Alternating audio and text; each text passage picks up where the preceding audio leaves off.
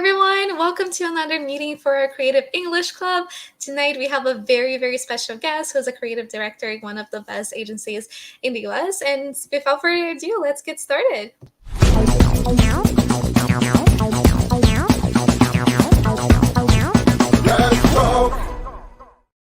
If this is your first time on our Creative English Club, welcome and thank you for joining us in the Friday night or afternoon, wherever you are in the world. This is just a safe space where we creatives get together and practice our English skills while also networking with people all over the globe.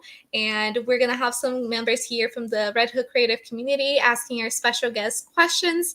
And we're going to leave everyone's LinkedIn linked on the post so you can follow Red Hook and see all the bright people that are going to be joining us today there. So I'm going to bring in one of our first mediators here, who's going to be Elena. Elena is a copywriter. She's in Brazil right now, and she's also a member of our Red Hook creative community. And she's just a person who's been pretty much everywhere when it comes to content creation, digital, journalism, a little bit of everything. And she's such a bright person to work with. So welcome, Elena. Thank you for joining us today. And I'm going to pass the mic on to you. Thank you, Mari, for this amazing introduction. Well, hello, everyone. Thank you for being here. And I'm going to introduce Gabi, who is a designer and also a photographer. And she's also a fan of Korean soap operas, the doramas, you can say. And please, Gabi, come in here. Thank you, Elena. Hi, guys. So my name is Gabi. I'm designer and photographer, and I will introduce you to Julio. He is art director and likes Big Bang Theory series. He used to have a hamster called Penny. So Julio. Yeah, hi. So it's very nice to be here with you guys again. So today I'm gonna introduce Pamela, sorry, and she's a graphic designer. She's dreamed to be a graphic designer since she has uh, 14 years old. She lives in Paraná and she likes to cook cakes. And she also a twin. She has a twin sister, so that is very very cool.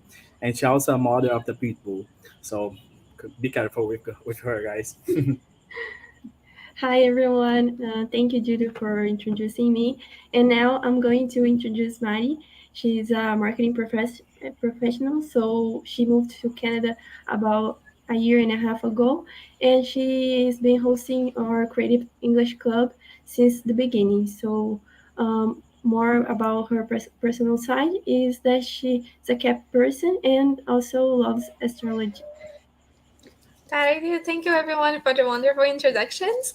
And I'm going to bring in here a special guest for the evening. So, hi Pete. I'm sure everyone watching has already read a little bit about your professional bio. So I would just like to kick things off by you sharing something fun about yourself that's maybe not on your LinkedIn profile. Oh man, something fun about myself. There's nothing fun about me.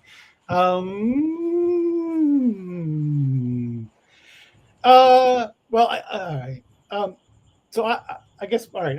Something fun about me is I grew up in Detroit, Michigan, and in Detroit, Michigan, there was a record company called Motown, and it was kind of closed when I was born, but I kind of grew up down the street or was born down the street from there, and I think my mom told me, and this could be a lie because my mom lies quite a bit, but she told me that Gladys Knight from Gladys Knight and the Pips knit me a pair of booties when I was a little kid. So maybe that's a fun fact. But again, my mother is an unreliable narrator, but I'll just take that out of that right now. That counts. That even if it is, not true, but at least it is a fun thing that happened. So thank you for sharing that, and thank you for joining us today. To everyone who's watching, we're gonna be having a lot of questions here first, but you also can feel free to send in questions in the comments, and we're gonna have those questions in for Pete to answer as well. So I'd like to pass the mic on to Elena to ask her first question. Yes, sure. Well, Pete, a little bird told me that you've been before the most of us at headquarters in Curitiba, Mhm. and how it was. Could you tell a little bit of the purpose of this visit and what did you did and all the stuff? Yeah, yeah, I don't know. That was oh man, it's so funny. Like after pandemic times, I don't know, but that was probably like 2017, and I think um, someone who worked at Leo Burnett knew Selena, and so I got hooked up with them, and they're like, "Well, you want to come down?" And it's well, I went to Sao Paulo for like a couple days, and I had dinner with James from Jamoot Music.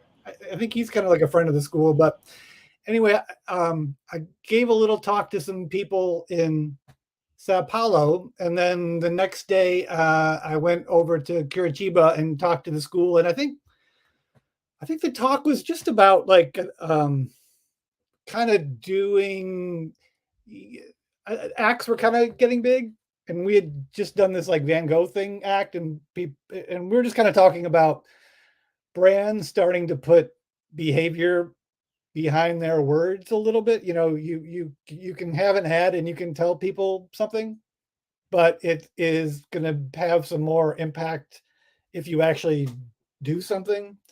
So that was kind of like the framework for it. And again, we just kind of went through the process of the Van Gogh thing a little bit. And yeah, I think, yeah, and I think I started the talk by handing out lollipops to everybody because again, it was just another small demonstration of doing something as opposed to saying something. But it was a good trip. I'd never been to Brazil before, and yeah, I was in Curitiba for a couple days. I went to the museum, the Neymar Museum there, which was really cool, and had some, I don't know if you call it like barbecue or beef down there, and you just kind of like walked around the town. So it was like spent the day just exploring, um, but it was a lot of fun. And trying to think, oh yeah, so I have a question for you. So so during the time I was there, I was talking to some people, and they're like, "Oh, you don't want to go to Rio because it gets a little sketchy." But I don't. Is that true or not? Rio. Yeah. A little sketchy. I don't know what sketchy is. Oh, sketchy Sorry. means kind of like dangerous, but not I No. like. Okay. Well, it depends because if you are on the most touristic part of Rio, it's not dangerous. Today is very safe, Mhm. and there's a lot of police there, and Rio is beautiful. So you should come over again, Yeah, please, and visit Rio. we we have a friend of this guy I used to work with named Kevin Brown, and he Okay. he he goes down. He goes to Rio like religiously. It's the weirdest thing. He goes there like every year, and he loves it. And he goes for a week and all this and that. And so when I heard that, I was like, oh, that's kind of weird. No, I think Um, he's correct yeah, in okay, doing this. but I figured while I got you on the line, I wanted to ask that question because again, I was just wondering. I've been wondering about that. Like it's not. It seems like an awesome place to go, but then I Yes. just remember somebody telling me that. I'm like, oh, I don't know. But all right, well, No, no. You should go to the right places where tourists go. So it's much safer than if you go to this so, alongside suburbs. yeah, okay. So, but the only thing that's not good in Rio is that they put ketchup on pizza. Oh, So that's a problem. And yeah, that's a big I don't problem. know if you like it, Yeah, but I won't judge. But Cariocas, I do judge. yeah. So, There's a thing. I'm in Chicago, and there's a thing.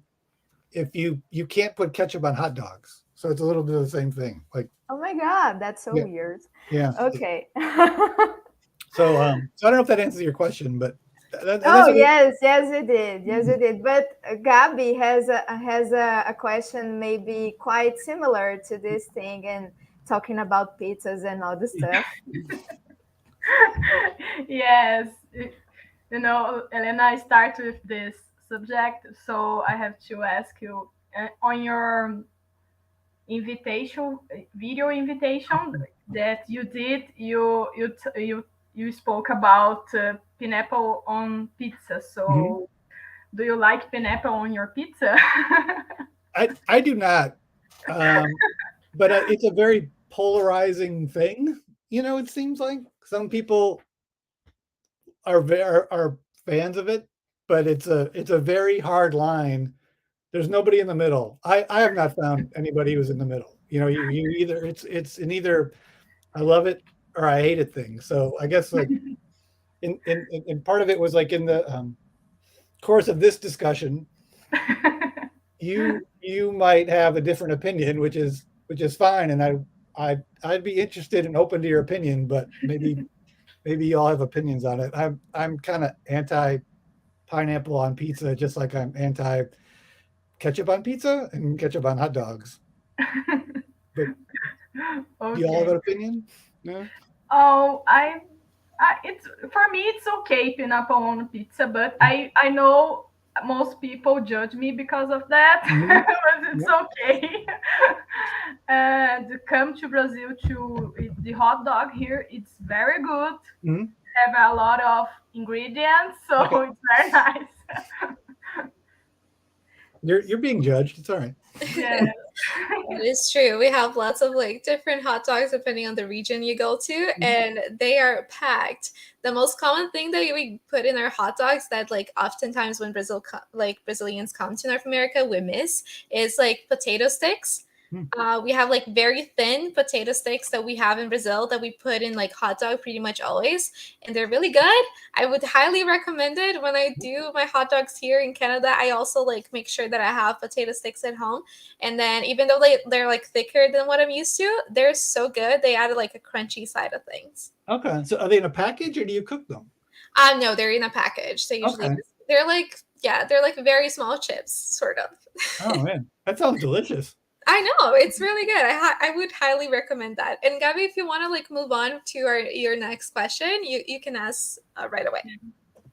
Okay, so my question is about why did you choose creativity to work with? Oh. There is a meaning behind it. Why did you choose that? Um, I guess like the most direct answer to your question is again, like I mentioned, I grew up in Detroit, and man, it was almost like a necessity. Like I had to get out of Detroit, and I don't know if like a lot of people feel that way about their hometowns. Like Detroit's not the greatest place. It was a good place to grow up because it's just, at least where I grew up, it was just bad enough where you kind of learned something, and or it just gave you like a sense of presence. But I just cannot see myself living there, or and so that was the reason I kind of chose that career. It was like it was something I could do, and it would get me out of where I was, and it would kind of give me access to something better. At least that's what I hoped, or that was the plan, because I couldn't do what I would have to do if I stayed there. And like a lot of people who stay there, like I'm going to work for the car company, or or I don't know. My dad at one point worked in a glass factory. um, and this was kind of before I was born, but at the same time, that's kind of the thing you're a little bit up against, or like. And then he was kind of like an accountant, and I'm like, I can't do that, and I can't stay here. So I had to find something I could do that would get me out of there. And and it wasn't like, oh my gosh, I'm like so inspired, like creativity. I guess for me, kind of where it started was when I was a kid. My folks let me stay up and they let me watch. There was a show here called, it's still on, but it's called Saturday Night Live. It was a comedy show, and it came on at like 11:30 on Saturdays. And and they let me stay up Saturdays, and when you're a little kid, you're like, ooh, staying up. There's something already a little dangerous about it, and subversive. And on the show, they would every week they would just do some like parody commercials, and I kind of sparked something like, oh, that's really funny. And it's like it's 30 seconds, 60 seconds of just a joke, but kind of wrapped in a product, and maybe I could kind of do something, like that. And so it seemed kind of something obtainable that I could do, and so I kind of gravitated towards that. When I and maybe I'm getting, hopefully I'm not getting ahead of myself, but I tried to go to school for that, but the school I went to didn't have. They had a marketing program, but they didn't have like an advertising program. So I went to college and I got a degree in marketing, and then I tried to kick around a few places in Detroit, like advertising, trying to break into the creative side. But again, like, I don't know, just that town's very kind of conservative, and it was all kind of like small clients. And again, you just kind of realize like, oh, this is not really what I want to do. So after that, I went to like a portfolio school like you guys did, and just built a portfolio that way, and got a job. But again, for me, and it's always been a little like, it's not like, oh my God, it's so inspired. It's like, there's a certain aspect of it, like it's a it's a job, and it's a job I wanted, but it's not like, oh, I have all these like artistic things. It's like, again, it was just like, I don't want to stay where I am. So it was again a little bit maybe more out of necessity than some people, if that makes sense. Um, Of course, makes sense. In it's not the same, but my family, they are like graduate with economics and work with numbers, and was like, I don't like numbers. So I choose this. I choose creativity too because it's nice. yeah. Right. It's right. Yeah. I mean, man, I've had worse jobs. I've had worse jobs.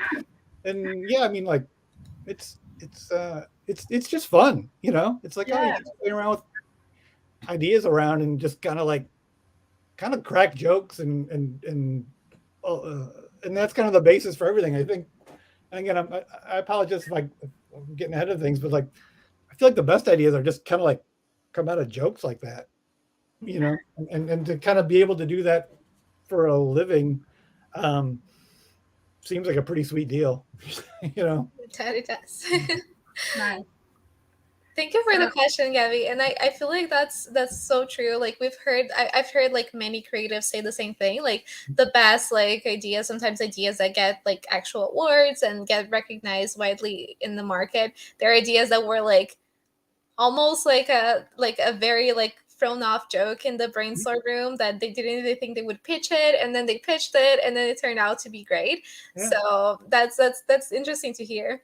Yeah, I think a lot of the stuff that has been, I don't know, like most successful for me, right? It's like, we like the Van Gogh thing was just, um, they had these three paintings of a room, and they're like, oh man, what can we do with this room? It's like, it's very literally like a very small box, but like, oh, we put it on Airbnb, and you're like, ha ha ha ha ha. You're like, oh, wait a minute, like that's that's silly enough to work, or silly enough to work. Or the same thing with like we did this thing for Country Time where we set up like a legal defense fund for little kids, and again, it's just kind of like, oh, I heard this, we should do that. And it's like, that's the stupidest thing it's I ever heard, but at the same time, it's kind of genius. And once you kind of get past the original kind of like, or the initial like laughter, you're like, oh yeah, write that down, because I can see how that works. So yeah, I think a lot of it. Yeah, is- definitely. And it's so nice to see like clearly like, it's the fun part of the job that you say like it's not always fun, and it's like it's not mostly fun considering you have like daily tasks like 8 hours a day, like you're not really having fun like 100% of the time, but those moments that you do get to have fun, like I guess they're special. And I got curious, you mentioned you grew up like in a kind of conservative like sort of like place, and then you also mentioned like coming to Brazil and talking to other creatives about like other campaigns that were done by people from like completely different backgrounds. How do you feel about that different perspective side of things? Like when you see a project that was very like well awarded, but it was done in such a completely different like background than what you're used to. Do you usually like get into it like to understand like why it was so like good? I think so. I mean, yeah, because I think a lot of it's there's always like a certain logic to it, and there's always like I think kind of like uh, an understandable insight to it. If I think about like not Brazil, but there was a thing in France where they did little mini Pompidou Center souvenirs, and they had them sell it, and it was pretty big a couple of years ago. Um, but the logic was just, France has these like four big tourist places, and like, well, we want to get the Pompidou Center, on sorry, and each tourist place, it was Notre Dame and the Louvre and two other places, but each of these places you find little brass versions of them, little metal versions of them everywhere in Paris, and for like tourist shops or just people selling them on the streets. They're like, well, if we want to get in that conversation, let's just make our own and kind of hijack that thing. So again, it wasn't like super.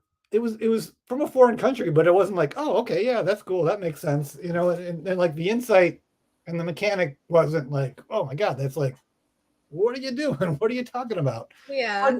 There's always like, I always find like the thinking is very understandable, even if sometimes like, and I think if the language or the culture isn't, and maybe we have the benefit of the doubt because, being English, like a lot of the case studies and stuff are in English, and they always explain it to you, so you're like, oh, okay, Yeah. and maybe there's some nuances that I missed, but again, it's like I can't remember a time where I've just been like, I don't understand. Like, what? You know what I mean? So I don't think it's like a hindrance, as long as like the insight or the logic makes sense, because advertising and marketing is very, there's always has to be like a logic to it, even if that, even if it's not like a straight line, it kind of goes somewhere, some kind of connective tissue. Yeah, that makes a lot of sense. That's a great way of looking at it. Yeah, I think, but I'm trying to think again, like all the stuff from like David and things like that. Again, it's like, what was the, we're in Mexico and we're going to deliver Whoppers in this big traffic jam. It's like, okay, like, yeah, makes sense. Right. I understand. So I think as long as that's there, it travels pretty well. An idea can travel pretty well.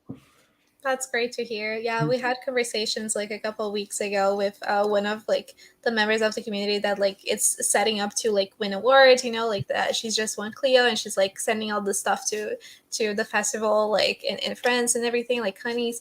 And she's like, I don't know if they will get it because it's something that's so particular to like our culture. But like when you do have the contest, like the context, it doesn't have to be that deep. I mean, yeah, it's very nice to hear the perspective. Yeah. And yeah, without like dragging my question too long, Julie, if you want to ask your question.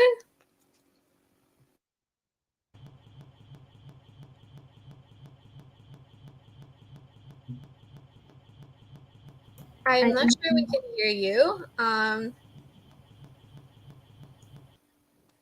Is me now? Yeah, perfect.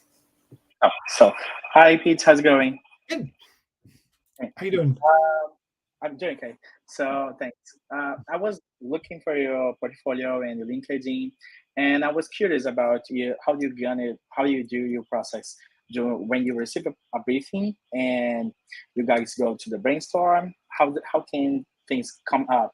Like, I saw that most of your campaigns are funny.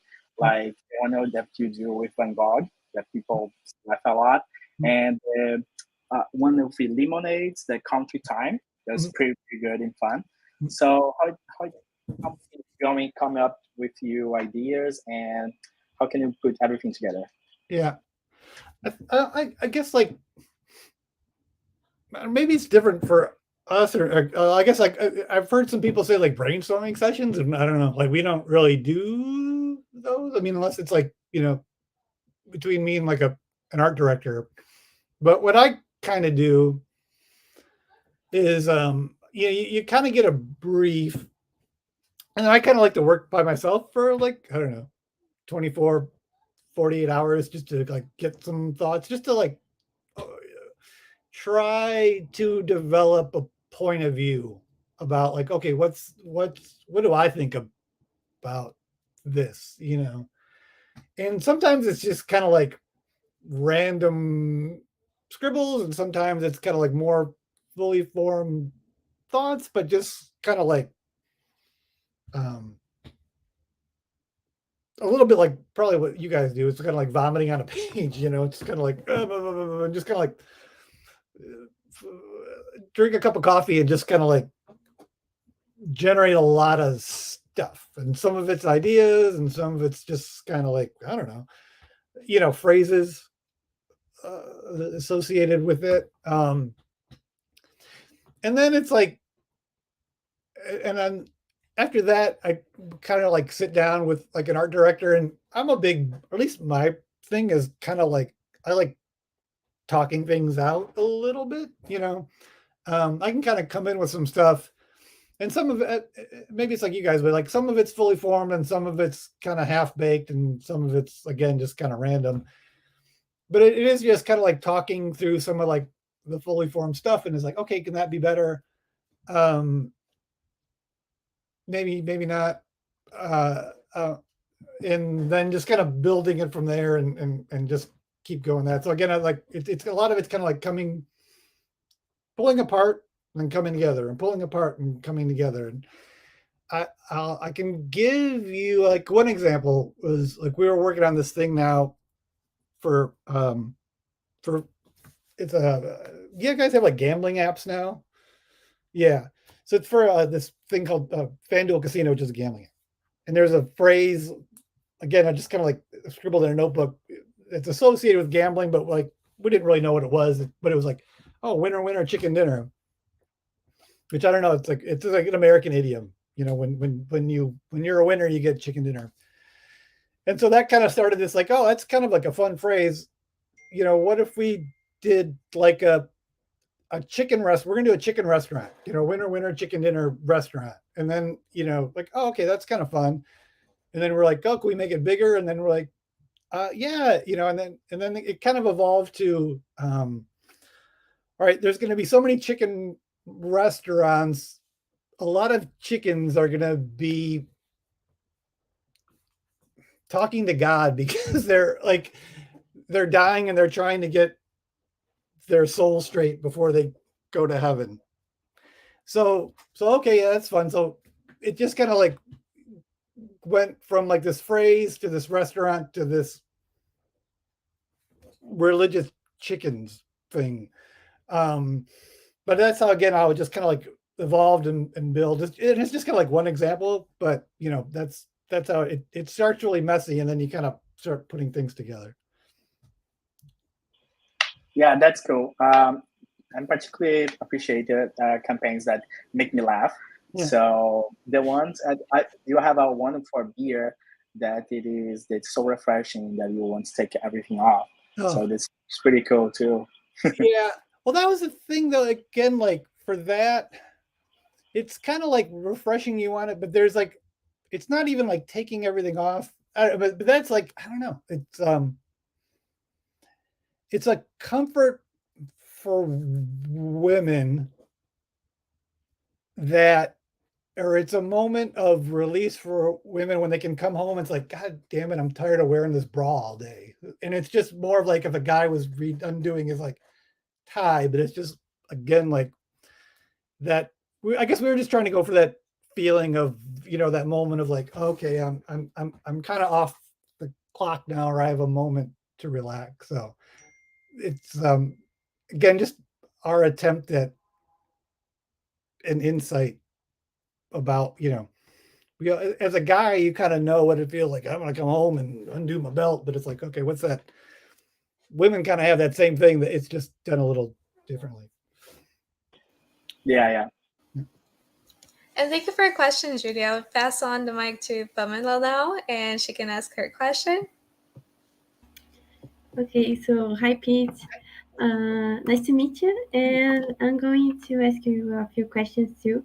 So, I know that creativity is an important part of your job. So, for you, what makes your creative bloom? So, do you have like a movie or a book to recommend for us that helped you with that, or something that, like a place that you visit, or something like that? Um, I mean, like books. I got it into this. It's um, it's a publishing company called McSweeney's, and they publish a volume of short stories every every quarter, every 3 months. Um, so I've been reading that, and it's like it's very modern, and again, it's like it just kind of keeps. I find that it kind of keeps my writing a little stronger, and especially for someone like me, I don't have a classical writing education, and so I find like I need to kind of dive into stuff like that just to keep that muscle going. So I've been reading that. They have an online thing called McSweeney's Internet Tendency, which is pretty funny. And I think they just kind of post like little random things every day or 2 days, but it's it's it's kind of funny and it's conceptual, but it's not like a long story. So I think like anything McSweeney's does, I've been getting into that. There was a there I had a little bit of a phase where I was reading a lot of Shakespeare, and actually that was again like pretty cool. Again, just as like as far as like a writing thing, because like when I was in high school, I'm like, oh man, I don't get it, and even now I still don't get everything, but it again it does. I've just found it like it helps my writing stay strong, just getting in that headspace a little bit. So I tend to read a lot. Movies, yeah, I don't know, like just like a lot of different things. Trying to think what I've seen lately. Out of, like what I've watched lately is like John Wick 4 was probably like the last movie I saw, which was actually pretty good if you're into it. It was pretty good. And then oh sorry, one second. Hi. Hi. You watched Lord of the Rings? Yeah, I did watch it. Well, I did. My daughter reminded me we watched Lord of the Rings, which we did. Um, and then I guess I like David Lynch movies a lot. Like Mulholland Drive is probably one of my favorite movies. I guess if you guys, I don't know if you guys seen that. That was really good. Um, yeah. Then like I can't pin anything down as far as like music goes. It just kind of like cycles in. But again, like McSweeney's, and I do think like at least for me, reading I find it's like a intangible thing, but I find it helps a lot. Um, just kind of keeping in that headspace, like I said. Mm-hmm. So that's really nice. So I also have another question for you. So, what kind of advice would you have for us young professionals regarding obstacles or challenges that will come? Uh, so, like any advice or something that you've been through for us that are starting. So something like that Yeah. that makes you like that helped you before. hmm Yeah, it's funny. Like I never really put a name to it. I think what helped me, and this is kind of in retrospect, but what helped me is again because I had no like classical training in this, and part of me was just kind of like making it up as I go. But I never had the sense like I knew everything, but I always had the sense that I could kind of learn anything or adapt to anything. And so I was never like precious with ideas, if that if this idea got killed, that's fine. I can understand why and kind of build on that feedback. And I think, sometimes, especially younger people, maybe, or I guess anybody, but they can kind of get precious with things and like, oh my God, this is like the only idea I'm ever going to have. And if my creative director or whoever doesn't accept it as it is, then like, fuck that. Um, so I think that's one thing, is just kind of like having a quiet belief in yourself. Again, not that you know everything, but it's like, again, I can learn anything, and I can adapt to anything, and I can kind of like have a sense of humor about it. Like, oh, again, you don't like that? Oh, funny. Let's make a joke of it and kind of move on. Um, I think helps. So it's like there's a certain sense of being loose about things, if that makes sense. Like, Mm-hmm. Yeah, I get it. I know because when we are young and we're starting, we have to think. We always think that, oh my God, maybe I'll never succeed yeah, in my profession or something like that. yeah, So it's kind of hard for us. And you being a very experienced person, so makes us feel more relief with your advice. yeah. So thank you. But it's like, again, like, yeah, it's like, I don't know. It's so funny when you said that. It made me think like, oh yeah, I remember like being at that stage, and yeah, I think kind of like maybe a little less now than then, but it's always like the best of times and the worst of times at the same time. And it's like, Mm-hmm. oh my God, like you guys have all this potential and opportunity and stuff, and things to learn, and it's going to be great. You know what I mean? And again, there's all that kind of potential and possibility, as long as you can kind of envision that for yourself. You know, Mm-hmm. that's and there's a lot of fun in that. Like, to me, kind of learning that stuff was kind of fun, and even like whatever, like big things, small things. So just kind of like, I just find it helpful if you kind of treat it like that, and Mm-hmm. being like, oh, again, it kind of. I even say that now, like, man, I'm learning so much, but like, man, learning sucks. There's always kind of like that thing about like it tears you down a little bit, but at the same time, it's like you're gonna be stronger for it. You know, Yeah. and that, Mm-hmm. that's a good thing. I know. Yes. No, Thank you thank for the you. questions, Pam, and that's great advice. That's something that I think gets to so many people, just like learning how to take feedback and not just like destroy yourself with it. Just like learn how to grow and just like accept it and move on. And yeah, it just like making it up as you go. Like as we say, it's also like fake it till you make it. Sometimes that works. So like in advertising, more specifically, I feel like sometimes like theory is always changing, so it's so hard to keep up with that sometimes just like keeping your head up and keep going, that's the way to go.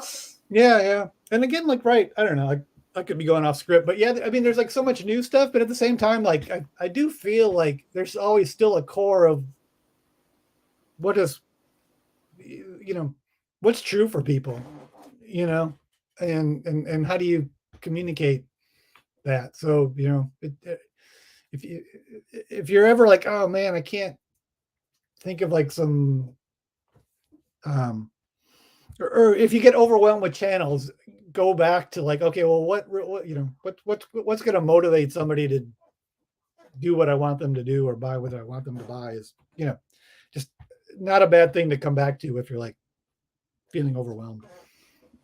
Nice perspective, I like that. Yeah. And I would like to call now Rodriguinho. Rodriguinho had an appointment earlier today, but he's also one of our moderators today. So if you'd like to give a quick introduction of yourself, Rodriguinho, just like something for those who don't know you yet, and then shoot your question right away. Okay. Hello, everyone. Sorry, my late. I have an appointment, but now I'm here to make a part of this an amazing conversation.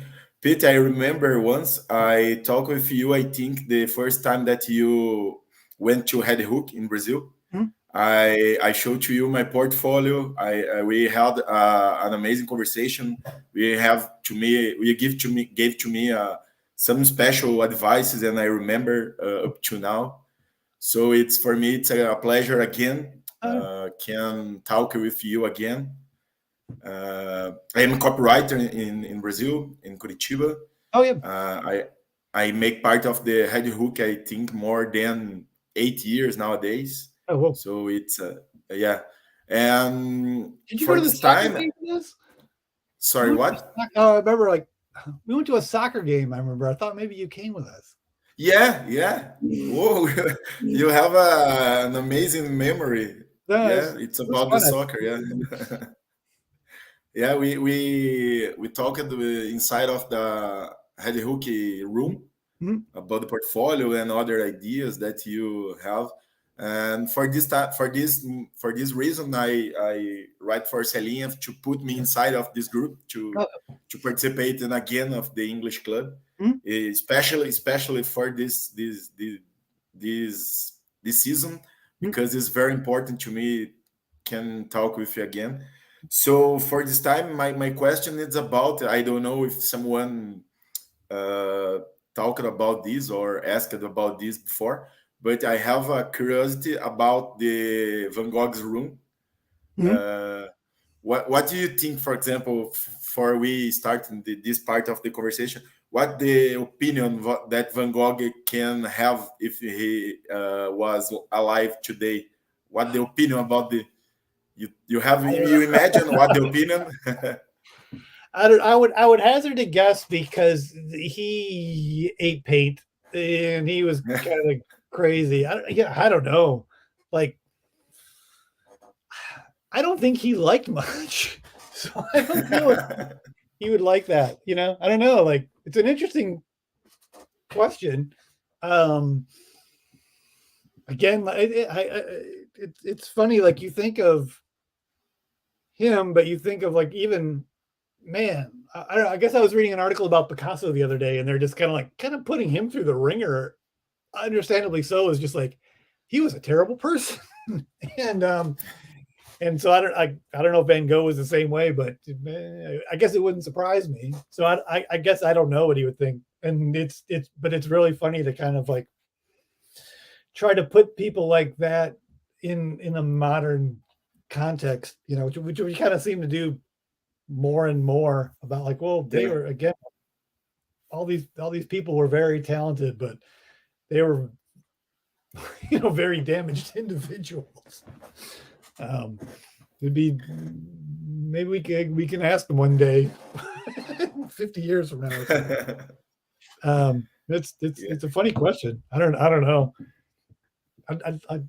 But now you've made me want to, I want to go to the museum again, or like the Van Gogh Museum in Amsterdam, and check it out. Ever since the pandemic, I used to go quite a bit, and ever since the pandemic came, we haven't really been going to doing the museum scene as much as we'd like to. Thank you for this. Another thing that I want to know, it's how was the process behind to this amazing idea? Can you give to us more details, the process, the creative process behind, and other things like that? Yeah, I think it's really funny, and maybe it's just me and my experience, but like, to me, like, the most successful things have kind of been the easiest. And in that, for Van Gogh, a little bit, again, it was, like I said, it was a very small box, and we were kind of beating our heads against it, and then this thing comes out. But like, once we had the idea, and there were some other things around it that we had to do, but once we had that thing, it kind of like sailed through. And I think part of it was like, well, it's not expensive, and it's pretty, I don't know, forgive me if I'm being dumb, but like very turnkey in that it's very easy. They can just kind of like, oh yeah, we can just get an apartment that's in the, downtown and do it up. And it's not that big of an investment, and it's not complicated. So that after we kind of presented, that was easy. And then crafting it was kind of hard, but that was somebody else. So again, like once you kind of have that thing, it was easy. It was the same thing with the lemonade thing. Like we had this idea, and it kind of just was based off of kind of like an urban myth, or like a modern legend. Like, oh, we had this thing, we got this project for lemonade, and it was like, oh yeah, didn't somebody, just something like you heard somewhere in the back of your mind, like, don't kids get arrested for that? Oh yeah, and then you kind of look it up, like, oh yeah, and but then when we presented it, it was like, oh yeah, let's do that. So so the process in both cases, from coming up with it, that kind of stuff isn't it wasn't like, oh man, piece of cake, like the ideation part, but it does, but it wasn't like it wasn't anguished. And once you kind of had it, it was like, it was almost like everybody's like, oh yeah, why wouldn't we do that? The lemonade thing was the same thing. It wasn't a hard sell at all. And part of me was like, man, if you don't do this, you're stupid. And in both cases, like I said, there wasn't a lot of money behind it. That video we shot was very cheap. And then it was just kind of like social posts. So in both those cases and some other ones, it was just, again, like we did a store for craft, and it was kind of the same thing. Like, oh yeah, you kind of present it on a Friday and it's sold, and you're kind of starting to work on it on Monday. So yeah, for some reason, at least in my experience, the things that have kind of turned out the best were there was a simplicity overall to them, if that makes sense. It's amazing. Thank you for sharing for me this, because I am a kind of addicted in this kind of idea, a little bit no sense. Mm-hmm. So for me, know more about the details behind the scenes. Mm-hmm. It's so nice, because sometimes in my work I try not this huge idea, but sometimes when it's possible, have in your hands a good client, a huge client, or a huge brand. I try every time make this effort to make some crazy ideas getting life. Mm-hmm. So for me, it's so nice discover more about it details, step by step, the how you born this idea, and up to the end there, and after this the backstage and all the other things related to them. Yeah. Today. Yeah, I think like I think maybe before, right when we started, we were saying like a lot of the best things, again, at least I found, are again kind of like have the same process of a joke, and it's like, oh yeah, what are we gonna do with this room? What if we put it on Airbnb? And it's like, oh, that's funny, ha ha ha ha, and it sounds kind of ridiculous, but at the same time, like, oh shit, that's like kind of just ridiculous enough to work. So there's something with that, and again, like, I think clients are going to affect things a lot, but again, in times I've had the most success, it's like, I don't want to say they get out of the way, but there's not like a lot of tortured back and forth. It's like, oh cool, like let's just kind of keep going. So there's a real simplicity, probably a simplicity of the idea, which helps things run really smooth. Yes, but one thing that I'd like to say is that the idea was so nice, so genius, that no one did another one like this, and we could. Yeah. So right. It was one of a kind, It was, yeah. I can think too, like, okay, so maybe this is worth mentioning, but like I kind of still do this a little bit. But there was this one process sometimes we used, especially like at that time, is or at least I started to treat it kind of like a writer's room on a late night talk show. And sometimes, like, it was kind of like looking at the paper, like, oh, what's going on, or just being cognizant of things going on. Like like the Airbnb thing was like, oh, okay, like my wife just started doing like an Airbnb in like our the bottom part of our, or you just start hearing about it a little more and like, oh, okay, like, or again, like this store we did for craft, or the lemonade thing was just kind of like we were almost like working backwards, and it's like, oh, what's kind of going on out there? Oh, we can use this for that, and it wasn't that simple, but it was a little bit of, instead of starting at the product and working out, we would start with the newspaper and work backwards. So I don't know, like that's a valid way to go too. Yes, I'd like to point just one more thing, okay?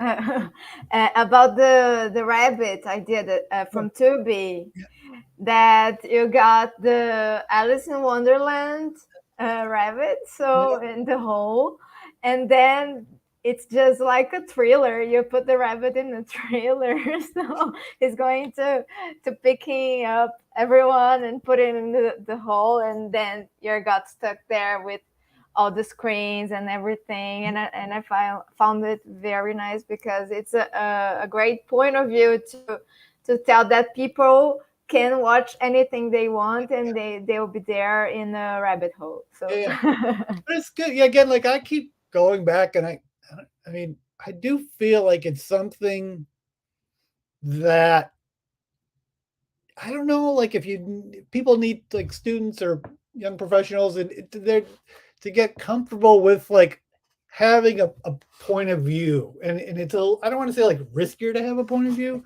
but you have to be comfortable enough to be like, here's an opinion, and I can back this opinion up with words and visuals and all this stuff, So again, like, right, and you dissected it very well in that, right, we wanted to say something, but we just didn't want to be like, this is good. It's like you need to be okay to with having an opinion, and if that opinion doesn't go anywhere, that's fine. But and I was always like, I don't know, maybe when I was younger, maybe I was just kind of like more, timid, or like, nobody wants to hear what I have to say. But having that point of view is good, and you should be okay with that, and